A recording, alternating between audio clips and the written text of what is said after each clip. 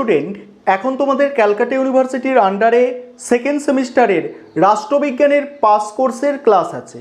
আজকের ক্লাসে তোমাদের 5 নম্বরের গুরুত্বপূর্ণ দুটি প্রশ্নের উত্তর নিয়ে আলোচনা করব। তোমাদের আজকের ক্লাসে যে দুটো প্রশ্নের উত্তর নিয়ে আলোচনা করব, প্রথম প্রশ্ন থাকছে ভারতের সংবিধান প্রস্তাবনার প্রকৃতি বা গুরুত্ব আলোচনা করো। দ্বিতীয় প্রশ্ন থাকছে ভারতের সংবিধান সংশোধন পদ্ধতি আলোচনা করো। এই দুটো প্রশ্ন তোমাদের 5 নম্বরের জন্য খুবই গুরুত্বপূর্ণ প্রশ্ন। তোমরা প্রশ্নের উত্তর দুটো বুঝে নাও। আরেকটা বিষয় তোমাদের এখানে বলবো, তোমাদের জন্য অনলাইন কোচিং ক্লাস চলছে। তোমরা যদি কেউ অ্যাডমিশন নিতে চাও, এই বোর্ডে যে নম্বর তোমরা দেখতে পাচ্ছ এই নম্বরে যোগাযোগ করে অ্যাডমিশন নিতে পারো। আমাদের পলিটিক্যাল সায়েন্স জেনারেল সেকেন্ড সেমিস্টারের পাস কোর্সের পলিটিক্যাল সায়েন্স জেনারেল অর্থাৎ রাষ্ট্রবিজ্ঞানের পাস কোর্সের সেকেন্ড সেমিস্টারে পার মান্থ 200 টাকা করে ফিস নেওয়া হয় এবং সপ্তাহে 2 দিন করে রেকর্ডেড ক্লাস থাকে। তোমরা যারা অ্যাডমিশন নিতে ইচ্ছুক আছো এই নম্বরে যোগাযোগ করতে পারো। চলো আজকে গুরুত্বপূর্ণ দুটো প্রশ্নের উত্তর তোমরা বুঝে নাও। এবারে তোমরা প্রশ্নের উত্তরগুলো দেখে নাও। প্রথম যে প্রশ্নটা আছে, ভারতীয় সংবিধান প্রস্তাবনার গুরুত্ব বা তাৎপর্য আলোচনা করো। ভারতীয় সংবিধানে একটি প্রস্তাবনা যুক্ত হয়েছে। এটি আদালত কর্তৃক বলবৎযোগ্য নয়। বেরুবারি মামলায় সুপ্রিম কোর্ট রায় দিয়েছিল যে প্রস্তাবনা সংবিধানের অংশ নয়। সেদিক থেকে বলা যায় এর আইনগত কোনো মূল্য নেই, তথাপি এর নিম্নলিখিত সাংবিধানিক, রাজনৈতিক ও সামাজিক গুরুত্ব বা তাৎপর্য আছে। প্রথমত কি বলা হচ্ছে দেখো, কোনো দেশের লিখিত সংবিধানের আইনগত ভিত্তি কি তা স্পষ্টভাবে থাকা দরকার। প্রস্তাবনার মাধ্যমে সেই ভিত্তি জানা যায়। প্রস্তাবনা থেকে জানা যায় সংবিধান রচয়িতারা কোন সূত্র থেকে আইনগত সমর্থন পেয়েছে।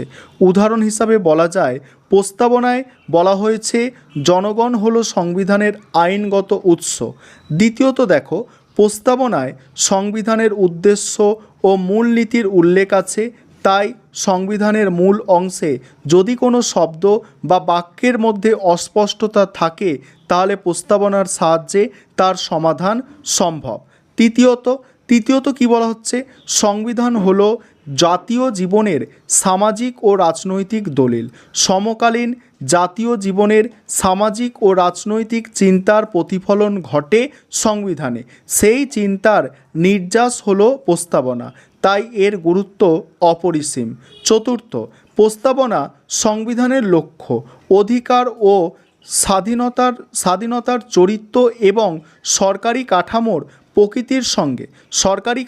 প্রকৃতির সঙ্গে আমাদের সংক্ষেপে পরিচয় করে দিয়ে সংবিধানের মধ্যে প্রবেশের পথ সহজে খুলে দিতে পারে।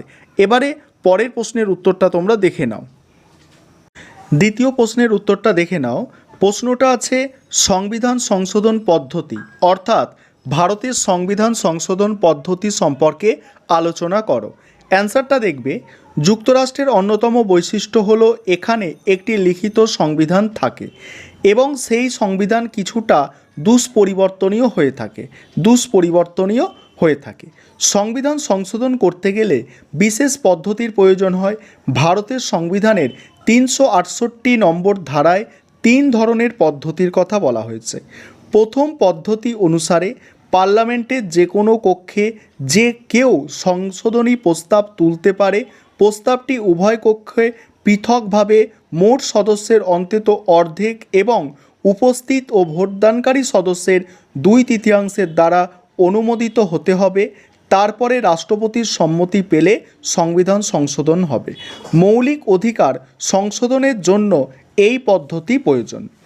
দ্বিতীয় পদ্ধতি অনুসারে সংশোধনী প্রস্তাবটি প্রথম পদ্ধতি অনুসারে পার্লামেন্টের উভয় কক্ষের অনুমোদিত হবার পর অন্তত অর্ধেক অঙ্গরাজ্যের আইনসভা দ্বারা অনুমোদিত হতে হবে। তারপর রাষ্ট্রপতির সম্মতি লাগে। কেন্দ্র ও রাজ্যের মধ্যে ক্ষমতা বন্টন, রাষ্ট্রপতি নির্বাচন প্রভৃতি ক্ষেত্রে এই পদ্ধতি অনুসরণ করা হয়। তৃতীয় পদ্ধতি অত্যন্ত জটিল। পার্লামেন্টের উভয় কক্ষের সাধারণ সংখ্যাগরিষ্ঠের সমর্থনে এবং রাষ্ট্রপতির সম্মতিতে সংবিধান সংশোধন করা যায়। নতুন রাজ্যর সৃষ্টি বা পুনর্গঠন, বিধান পরিষদ সৃষ্টি বা বিলোপ প্রভৃতি ক্ষেত্রে এই পদ্ধতি গ্রহণ করা হয়। বিশ্লেষণ করলে দেখা যাবে আমাদের সংবিধান সংশোধন পদ্ধতি নমনীয় এবং অনমনীয় পদ্ধতির সংমিশ্রণে তৈরি হয়েছে।